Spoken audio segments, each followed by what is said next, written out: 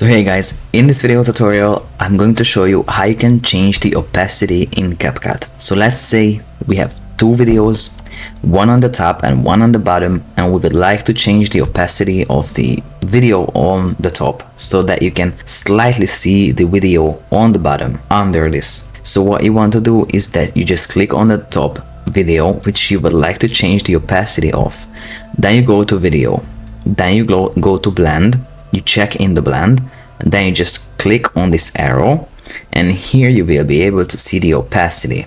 And as you can see, I can just easily change the opacity of the videos. Alright, so all in all, this is how to change opacity in Capcut. I hope you found this tutorial useful. If you want to get access to all premium Capcut features, you can try out Capcut Pro for 7 days for free by clicking the link in the description below. Also, check out our Capcut Video Editing for Beginners ebook that you can also download for free. And last but not least, have a look at our other video editing tutorials, resources and reels in the video description as well.